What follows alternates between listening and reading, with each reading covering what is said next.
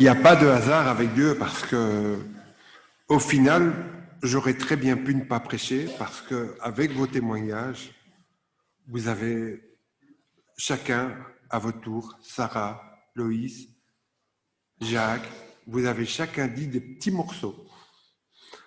Alors, je vais essayer de ne pas vous tenir jusque midi quand même, mais merci parce que, quand on y pense, Dieu a agi déjà au travers de ce moment de partage que nous avons eu et Dieu nous a guidés et l'Esprit a agi. J'aimais bien ce que Jacques disait, nous laisser guider par l'Esprit. En fait, Dieu, l'Esprit a agi sans qu'on lui demande, l'Esprit a agi. Et alors, pour la petite anecdote, il y a une semaine, on en a parlé encore en arrivant ce matin avec Nicole, j'avais peur d'une page blanche. Ben, Dieu a rempli les pages au fur et à mesure. Et même que si je m'écoutais, il aurait rempli un livre. Mais je vous promets, on ne fera pas le livre ce matin, mais je vais essayer de partager avec vous ce que Dieu a mis sur mon cœur, en tout cas avec vous. Et comme je dis toujours, non seulement pour vous, mais en premier pour moi.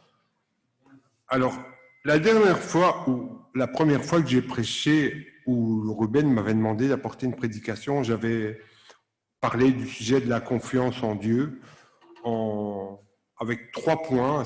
Je ne sais pas si vous vous en souvenez. Avec la confiance en Dieu, ça consiste en quoi?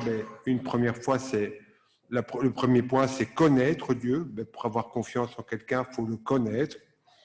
Il faut oser lui faire confiance. C'est pas naturel peut-être chez nous, mais il faut oser lui faire confiance.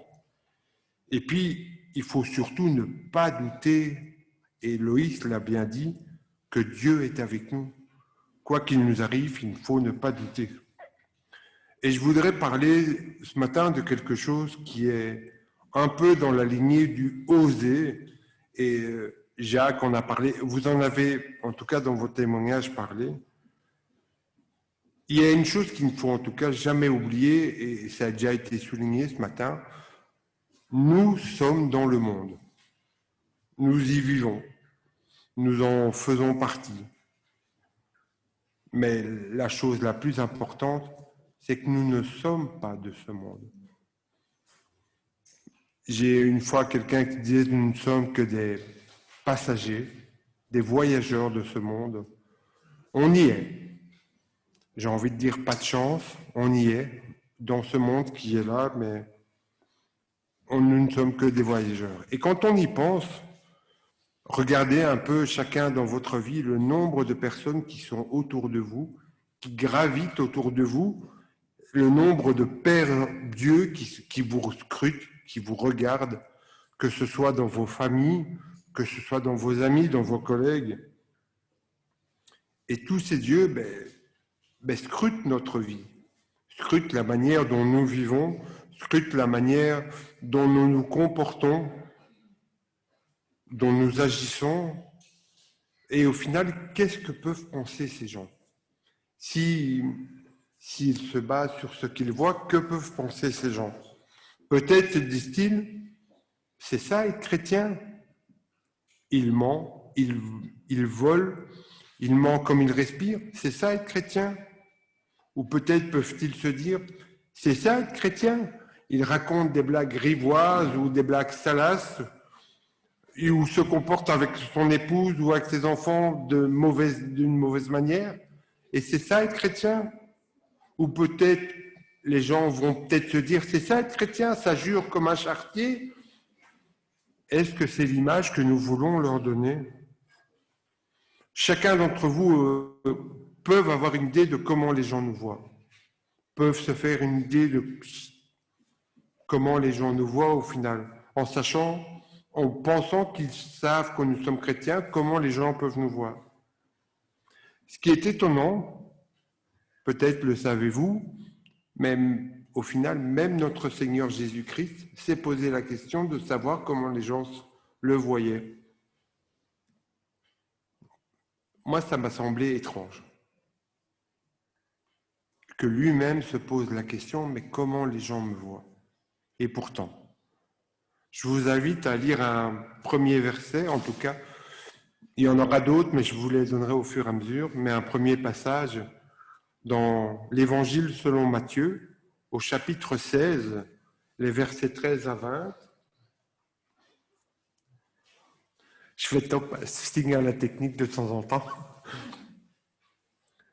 Jésus étant arrivé dans le territoire de Césarée de Philippe, demanda à ses disciples, « Que dit-on que je suis, moi, le Fils de l'homme ?»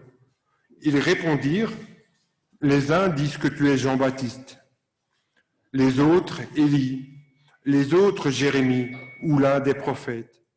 Et vous, leur dit-il, qui dites-vous que je suis ? Simon-Pierre répondit, tu es le Christ, le Fils du Dieu vivant. Jésus, reprenant la parole, lui dit, tu es heureux, Simon, fils de Jonas, car ce ne sont pas la chair et le sang qui t'ont révélé cela, mais c'est mon Père qui est dans les cieux. Et moi, je te dis que tu es Pierre, et que sur cette pierre, je bâtirai mon église, et que les portes du séjour des morts ne prévaudront point contre elle. Je te donnerai les clés du royaume des cieux. Ce que tu liras sur la terre sera lié dans les cieux, et ce que tu délieras sur la terre sera délié dans les cieux.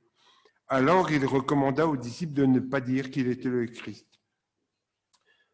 Le passage est un peu plus long, mais au final, ce qui m'intéresse, ce sont les 3 premiers versets où Jésus-Christ se demande lui-même, mais comment me voit-on au final? Que dit-on de moi qui je suis?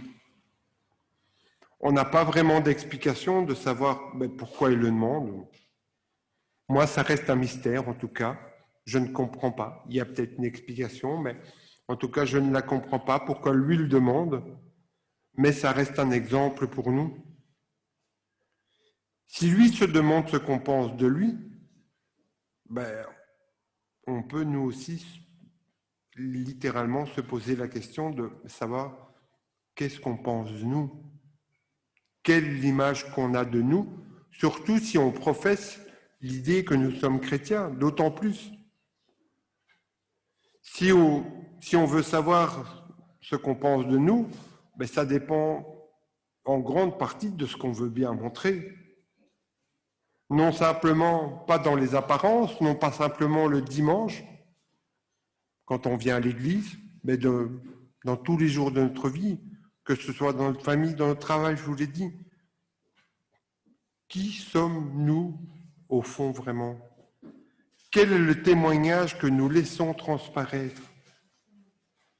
Et j'aimerais essayer de voir avec vous ce matin, en tout cas, 3 caractéristiques ou 3 notions de ce que doit être notre vie chrétienne et de ce que nous devons montrer aux autres.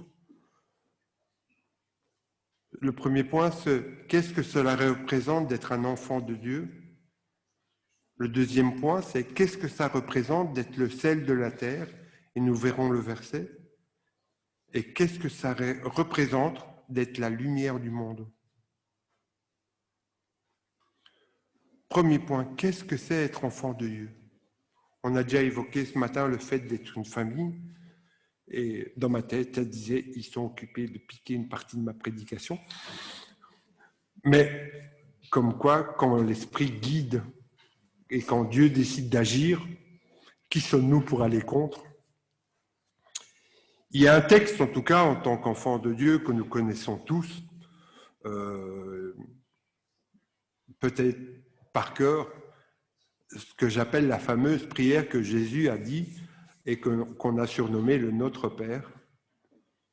Alors, une prière que peut-être on peut réciter par habitude, parce qu'on la connaît par cœur. Quand on y pense, et je le crois sincèrement, effectivement, c'est une prière que Jésus-Christ a adressée à ses disciples pour leur apprendre à prier. Et en lisant le Notre Père, je me suis dit, mais au final, c'est notre acte de naissance en tant qu'enfant de Dieu. On pourrait le considérer comme notre acte de naissance. Je suis étonné dans ce texte, la première parole que Jésus dit, c'est notre Père. Il aurait très bien pu dire mon Père. Mais c'est étonnant. Et c'est une grande leçon pour nous. Il dit « notre Père ». Rien ne pouvait l'empêcher de dire « mon Père ». Il était littéralement en droit de le dire « mon Père ». Ni vous, ni moi n'aurions pu l'en empêcher, ou on ne pourrait pas le contester. S'il avait dit « mon Père », on aurait pu dire « Alléluia » et c'était bon, c'est la vérité. Mais il adressait ce texte, quand on y pense, à ses disciples, des gens qu'il avait choisis, on est bien d'accord, mais des gens qui avaient aussi répondu à son appel. Il a choisi ses disciples, ils auraient très bien pu dire « non, je ne te suis pas ». Mais ses disciples choisis ont pris la décision de le suivre. Et quand il fait cette prière, c'est à eux qu'il s'adresse et il leur dit « notre Père ». C'est une grande leçon pour nous et je voudrais lier ça avec un autre texte qu'on a eu la semaine passée et c'est un texte qui m'a un peu gardé en ligne, que j'ai gardé un peu en tête toute la semaine et je me dis, comme quoi parfois, encore une fois, il n'y a pas de hasard. Un texte dans Romains 8, 29 qui dit « Du reste, nous savons que tout contribue au bien de ceux qui aiment Dieu, de ceux qui sont appelés conformément à son plan. Et en effet, ceux qu'il a connus d'avance, il les a aussi prédestinés à devenir conformes à l'image de son Fils, afin que celui-ci soit le premier-né d'un grand nombre de frères. » Je vais quand même pas faire le misogyne, et de sœurs aussi. Donc, j'ai entendu un A, mais voilà, la Bible n'est pas misogyne, et je m'associe, j'extrapole un peu, à un grand nombre de frères et de sœurs. Nous faisons donc partie de la grande famille de Dieu. Ce que Jacques disait tout à l'heure, nous faisons partie de la grande famille de Dieu. Jésus était certes le premier, était le Fils unique de Dieu, le premier-né. Mais quand il dit notre Père, il nous associe à ça. Et le texte de Romains nous dit, oui, Jésus était le premier-né, mais regardons la suite, d'un grand nombre de frères et de sœurs. Mais c'était le premier-né. Il y avait une suite qui était appelée. C'était pas juste une fois, un jour. Ce qui fait que la grande famille de Dieu, quand on y pense, elle est immense, elle est partout. Quand on regarde au niveau de la terre, il y a des chrétiens et des enfants de Dieu partout. Mais au final, qu'implique ce texte de Romains ? Je pourrais dire que le texte de Romains nous apporte quelque part deux éléments de réponse. Si nous sommes enfants de Dieu et si nous le sommes réellement, si nous l'avons vraiment accepté dans notre cœur et si nous vivons pleinement notre vie en Dieu, le texte nous dit, et je rejoins Loïse quand elle le disait, tout contribue à notre bien. Et ça ne veut pas dire que nous allons avoir une vie rose et violette. Ça ne veut pas dire que nous allons avoir une vie sans problème. Ça ne veut pas dire que rien ne va nous arriver. Si je prends l'exemple, et on a tous suivi aux informations les dernières inondations, alors moi j'ai été, je vous avoue, un peu choqué par les images tellement elles étaient monstrueuses. On aurait peut-être imaginé ça dans un pays sous-développé ou un pays en voie de développement.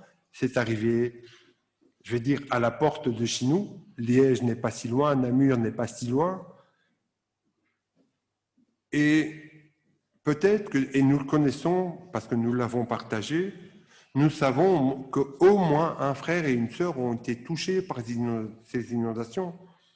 On nous avait partagé le cas de Gérard et Ghislaine. Et je suis persuadé que ce sont des fervents enfants de Dieu, des vrais enfants de Dieu qui appartiennent à la famille de Dieu. Et pourtant, ils ont été touchés par ces inondations. Ils ont subi ces inondations. Ça ne veut pas dire non plus que nous ne serons jamais malades. Et sans faire de gloriole, sans me lancer des fleurs, moi aussi, je suis un enfant de Dieu Et pourtant, il m'est arrivé ce qui m'est arrivé. Et voilà, c'est que c'est ce qui devait être. Est-ce que ça remet en doute le fait que je sois un enfant de Dieu? Pensons aussi à Job dans la Bible, l'histoire de Job. Je crois qu'on pourrait en tirer des leçons et des leçons et des leçons, et on pourrait faire des études bibliques complètes sur l'histoire de Job. Job a tout perdu au final. Est-ce qu'il a renié Dieu pour autant? Non, il n'a jamais renié Dieu, et pourtant il a perdu tout. Le diable a agi, mais il n'a jamais renié Dieu. Un deuxième point que Romain peut nous, en tout cas le texte de Romain que nous avons lu, peut nous donner comme explication, le texte nous parle, nous dit nous sommes prédestinés. Et prédestinés à quoi? À devenir conformes à ce qu'était Jésus lors de son passage sur terre. Ça veut dire quoi au final, devenir conforme à ce qu'était Jésus? Je vais juste vous donner cette petite explication, mais ce sera pas, on pourrait en prendre une chacune et faire un message complet dessus, mais quelques caractéristiques que Jésus avait en étant sur terre. Mais la première, il était soumis à Dieu. Pensez à quand il est dans le jardin de Gethsémani, qu'est-ce qu'il demande? S'il y a moyen, éloigne de moi cette coupe.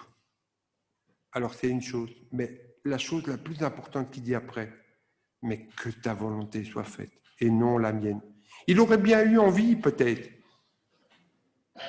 mais il dit que ta volonté soit faite et non la mienne. Donc Jésus était soumis à la volonté de Dieu. Et si j'extrapole, je parlais tantôt, le texte nous disait, nous sommes appelés à devenir les enfants de cette grande famille, nous conformer à Jésus. Nous devons aussi être soumis à la volonté de Dieu, même si on ne la comprend pas toujours, même si on a parfois du mal à l'accepter, nous devons être soumis à la volonté de Dieu. Jésus aussi faisait preuve d'amour. Et on a parlé de la Sainte Seine. Je ne sais pas s'il y a un acte d'amour plus important que celui-là. Quand on y pense,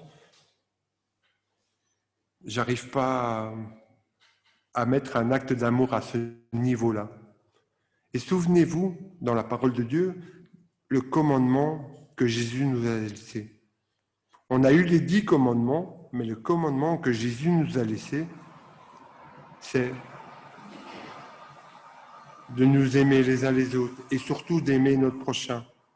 Même si notre prochain, on n'a pas vraiment d'affinité avec, même si on pourrait considérer que c'est un ennemi, nous devons aimer notre prochain. Et quel message d'amour Jésus nous laissait? Et encore une fois, quel message d'amour il nous a donné par la Sainte Seine? Jésus était humble aussi. Quand on regarde, Jésus est quand même le Fils de Dieu. Il aurait pu réclamer gloire, honneur et tout ce qui s'imagine en étant sur terre. Et il le dit lui-même, au final, je suis venu non pas pour être servi, mais pour être serviteur. Mais quel acte d'humilité! Je dis, et aussi, nous aussi, je crois personnellement, on a tous un don, quelque part, quel qu'il soit. Chacun différent, et heureusement que nous avons tous des dons différents. Mais voilà, c'est pas pour ça que nous allons nous mettre en avant parce que j'ai ce don-là, parce que j'ai ce don-là. Notre don, nous le mettons au service de Dieu, nous resterons humbles. Une des caractéristiques aussi, c'est être fidèle. Rappelez-vous l'histoire de Jésus-Christ tenté par le diable dans le désert. Quand je vois ça, j'allais faire un mauvais jeu de mots, j'allais dire le diable est un petit malin, mais c'est le cas parce qu'il a proposé des tas de choses à Jésus-Christ. Et Jésus-Christ est resté droit dans sa vie. Il n'a pas donné raison, il n'a pas accepté ce que le diable lui proposait. Il est resté droit et fidèle à son Dieu. À nous aussi de rester fidèles à notre Dieu. Être joyeux aussi. Luc 10, 21 nous parle du fait que Jésus a tressailli de joie par le Saint-Esprit. Alors on a tous une imagination. Jésus-Christ est quand même humain. Je ne peux pas croire. C'est ma vision des choses, mais je ne peux pas croire qu'il n'a pas eu des moments de fou rire, des moments d'amusement avec ses disciples. Mais toujours guidé par le Saint-Esprit. Rien ne nous empêche d'avoir des moments de joie avec nos frères et sœurs. Et heureusement qu'on en a. Ces moments de joie qui nous tiennent au final aussi debout. Et il y a aussi quelque chose qui est important, et cette joie, mais aussi Jésus-Christ nous l'avait dit, quand il est monté au ciel, il a dit, moi je m'en vais, mais je vous envoie un consolateur. Et le consolateur, on l'a. C'est le Saint-Esprit qui nous console. Et le Saint-Esprit est avec nous tous les jours, quoi qu'il se passe. Il faut savoir pardonner aussi. C'est aussi une des caractéristiques d'être enfant de Dieu, il faut savoir pardonner. Et de nouveau, quand on y pense, nous avons été pardonnés et pourtant, on méritait la mort. Nous méritions tous la mort et nous avons été pardonnés. Et si nous avons été pardonnés, nous qui méritions la mort, pourquoi on ne pardonnerait pas, et je reviens à notre Père, aux gens qui nous ont offensés? Je pardonne, mais j'oublie pas. Ben, si tu pardonnes et que tu n'oublies pas, je me pose, est-ce que tu as vraiment pardonné au final? Mais pardonnons aux gens, on va être blessé, on peut être blessé, mais pardonnons aux gens qui nous ont offensés. Et il faut savoir dire non. Encore une fois, je reviens à l'exemple de Jésus dans le désert avec le diable. Il a dit non à tout ce que le diable proposait. À nous aussi de dire non à tout ce que le monde pourrait nous offrir et qui ne serait pas dans la volonté de Dieu. Au final, c'est ça être enfant de Dieu, c'est une des caractéristiques. Et si nous ne montrons pas aux gens toutes ces valeurs, si je peux dire, cette force, on pourrait se faire critiquer et se dire que c'est ça être enfant de Dieu. Mais montrons que oui, c'est ça être enfant de Dieu. C'est toutes ces caractéristiques, c'est ça être un enfant de Dieu. Mais nous ne sommes pas que des enfants de Dieu. Je vous annonce, et vous le savez, vous êtes tous le sel de la terre. Ah, il y a des réactions, j'aime bien quand il y a des A. Matthieu 5,13 nous dit quoi? Vous êtes le sel de la terre, mais si le sel perd sa saveur, avec quoi lui rendra-t-on? Il ne sert plus qu'à être jeté dehors et foulé aux pieds par les hommes. Alors, je ne sais pas si vous le savez, mais en préparant cette prédication, j'ai fait quelques recherches. Je me suis un peu documenté. On connaît tous l'utilité première du sel, c'est donner du goût. Et savez-vous, et je l'ai appris, j'ai à mon grand étonnement, que le sel sert à plus de 1400 choses différentes. Ah, je ne vais pas les dire, sinon on va tous manger ensemble, mais je ne vais pas les citer tous. Mais quelques exemples, si tu permets, Annabelle, quand même. On peut le retrouver dans la fabrication de produits différents, tels que le plastique, le papier, le savon, le polyester, et j'en passe, et j'en passe, et j'en passe. Il y en a encore pas mal. Mais non seulement et je vais rester sur la fonction première, le goût, non seulement le sel a une saveur particulière, et je pense que tous, vous avez déjà goûté un aliment sans sel, sauf raison de santé, mais si vous faites du pain sans sel, c'est pas terrible, hein. Sauf si on est obligé, je suis bien d'accord, là je ne vais pas m'y opposer. Mais si des pommes de terre sans sel, des frites sans sel, c'est pas génial. Alors, je vais vous raconter une petite anecdote qui m'est arrivée. Je suis pas un grand cuisinier. J'ai mon épouse qui fait signe non de la tête. J'arrive à faire le repas de Nouvel An une fois par an, mais c'est déjà pas mal. Mais je suis pas un grand cuisinier. Et un jour, j'ai voulu faire des crêpes à mes enfants. Alors, je connais plus ou moins la recette de crêpes et j'y vais franchement, j'ai mis tous les éléments. Et comme par habitude, à la fin de la préparation, je goûte la pâte pour me dire est-ce qu'elle est bonne. Et là, je me suis rendu compte qu'elle était immangeable. Au lieu de mettre du sucre, j'avais mis du sel. C'était horrible. Qu'est-ce que j'ai dû faire? Ben, la seule chose que je pouvais faire, tout jeter et tout recommencer. Alors on pourrait se poser une petite question. Si nous sommes nous le sel de la terre, devons-nous être un petit peu salés ou un peu plus salés? Mais nous devons garder notre saveur. Et quoi qu'il arrive, garder cette saveur. Sinon, le texte nous dit, si on n'a plus notre saveur, nous ne servons plus qu'à être jetés dehors, foulés aux pieds. J'ai envie de vous demander ce matin, est-ce que vous avez envie d'être foulés aux pieds? Ou est-ce que vous avez envie de garder votre saveur? Et même si le monde regorge de plein de choses qui peuvent nous faire croire qu'on donne de la saveur ou qu'on a de la saveur, qu'est-ce qui nous donne notre saveur? Le fait que nous appartenons à Dieu, que nous sommes de la famille de Dieu. C'est à nous de savoir ce que nous voulons être. Est-ce que nous voulons effectivement faire partie de ce monde ou simplement être dans ce monde et y apporter, si j'ose dire, notre grain de sel? Voulons-nous être pleins de saveur, un goût que nous connaissons, ou voulons-nous être un sel sans saveur, sans importance, au final, sans intérêt? Et comme je disais, la parole de Dieu, et je vous le rappelle, nous dit que nous sommes dans ce monde, mais nous en faisons partie. Et c'est par notre témoignage, et j'en reviendrai un petit peu après, que nous pouvons apporter, au final, le vrai goût à ce monde. Et le goût, si je peux me permettre l'expression, le goût, c'est la vie en Jésus-Christ.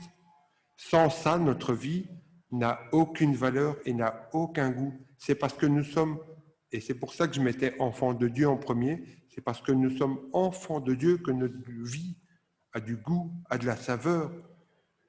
Et Jacques le disait, quelque part, nous n'allons pas garder cette saveur pour nous, on a envie de la partager, cette saveur, pour qu'un plus grand nombre des humains, on est presque, ou un peu plus de 8 milliards, pour qu'un plus grand nombre soit sauvé.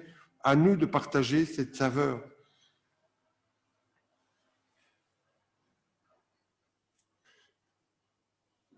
Je suis dans la technologie, pas papier, mais il faut que la tablette, elle suive un petit peu. Si, comme je vous le disais au début de ce message, il ne faut pas oublier que nous sommes sans cesse scrutés, regardés, parfois jugés sur nos paroles, nos actes, par tous ceux qui gravitent autour de nous, que notre foi et notre témoignage, parce que c'est ça aussi qui importe, que notre témoignage ne soit pas trahi par quelque chose qui ne serait pas conforme à la volonté de Dieu. Alors nous sommes enfants de Dieu, nous sommes le sel de la terre, et je vous annonce aussi que vous êtes la lumière du monde. Matthieu 5, 14 à 16 nous dit « Vous êtes la lumière du monde. Une ville au sommet d'une colline n'échappe pas au regard. Il en est de même d'une lampe. Si on allume une lampe, ce n'est pas pour la mettre sous le boisseau. Au contraire, on la fixe sur un pied de lampe pour qu'elle éclaire tous ceux qui sont dans la maison. C'est ainsi que votre lumière doit briller devant tous les hommes. Et il y a une raison. Pour qu'ils voient le bien que vous faites et qu'ils en attribuent non pas la gloire à nous, mais la gloire à votre Père céleste. » En voilà une bonne nouvelle. Enfin, moi, je suis content de savoir que je suis une lumière. Est-ce que vous êtes content de savoir que vous êtes une lumière? Est-ce que vous êtes vraiment content de savoir que vous êtes une lumière? Comme dit le chant, dites-le fort et encore plus fort. Quand on pose le regard sur notre terre, sur notre monde, le monde est fait de plein de lumières au final, qui peuvent attirer notre regard, notre conduite. Mais au final, est-ce que toutes ces lumières ne sont pas des lumières déjà éteintes?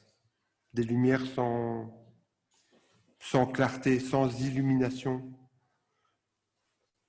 La première épître de Pierre nous dit « Soyez sobres, veillez ».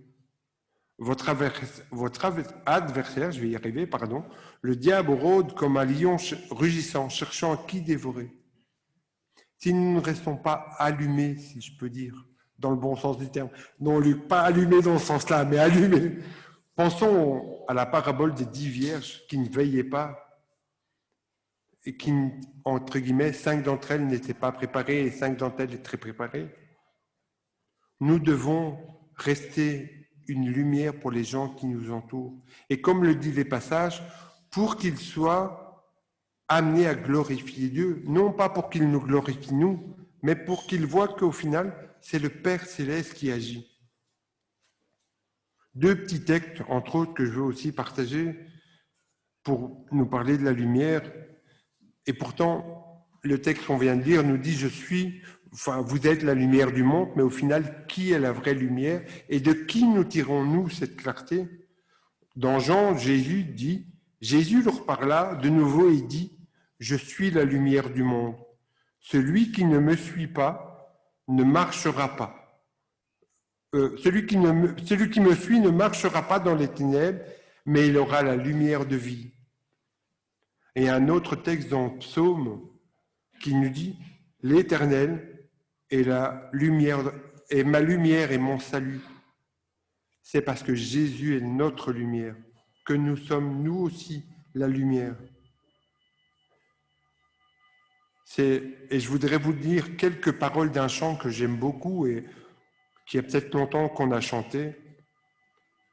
Les paroles nous disent « Sans ta lumière, Seigneur, que ferions-nous dans ce monde? Perdus au large, dans le brouillard, au gré des vents, sans ta lumière, Seigneur, où irions-nous dans ce monde? La mer est immense, sans ta présence, que ferions-nous? Comme un phare dans la nuit, tu brilles sur tes enfants. Tu nous guides vers le port, au cœur de ton amour. Comme un phare dans la nuit, tu brilles sur tes enfants. Sans ta lumière, Seigneur, que ferions-nous dans ce monde? Revenons au passage que nous avons lu. Nous sommes la lumière du monde et nous devons briller auprès des gens que nous côtoyons, auprès des gens que nous vivons. Au final, quand on lit ce texte, j'ai envie de dire que Dieu nous a laissé quand même une grande responsabilité. En tout cas, je pense. Il nous dit, et il te dit à toi, chacun d'entre vous, tu es la lumière du monde. Et c'est parce que tu brilles que, au final, la lumière de Dieu va resplendir le plus possible dans le monde aujourd'hui. Mais tu es la lumière du monde.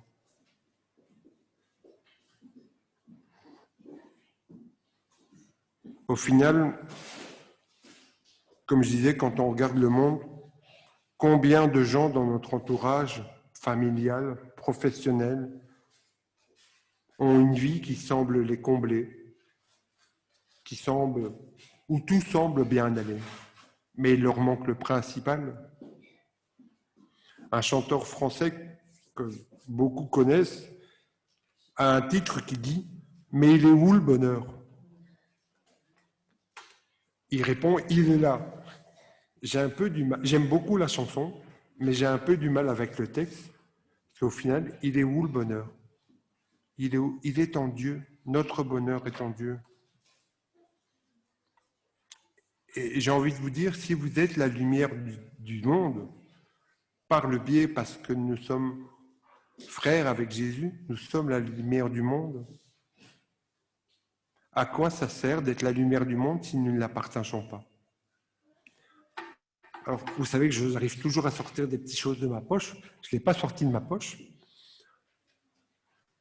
Je vais essayer. Je vais essayer de ne pas la mettre à la caméra. Voilà à quoi nous devons ressembler. Enfin, pas à cette lampe de poche, hein, mais nous devons ressembler à une lumière du monde. Pour ceux qui sont au téléphone, comme ça je précise, j'ai une lampe de poche à la main qui est allumée. Comme ça, vous pouvez vous en rendre compte.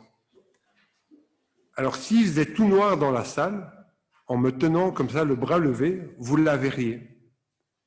Si j'extrapole, si nous sommes la lumière du monde et que nous partageons notre foi en la tendant bien haut, ben les gens vont pouvoir la voir. Maintenant, si je fais ça, je vais essayer, si je fais ça, la lumière est toujours allumée dans ma poche. Elle ne sert à rien. Elle ne sert à rien.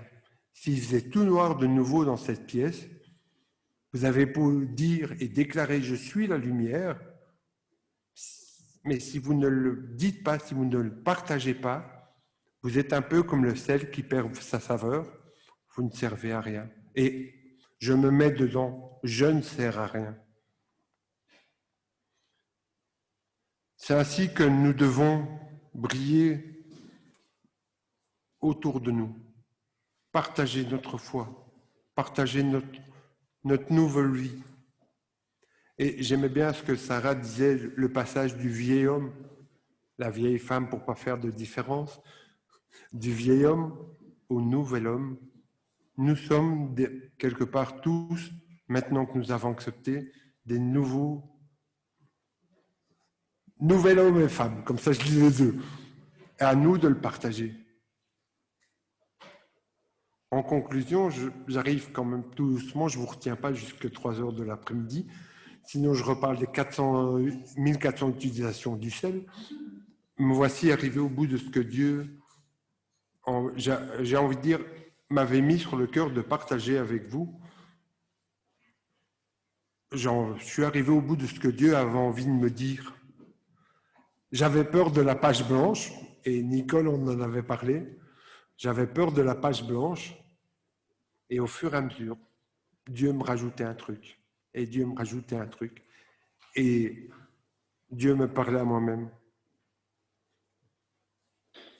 Mais nous pouvons garder, et je vous invite à garder ces 3 questions en tête pour la semaine, pour votre vie chrétienne, pour tous les jours.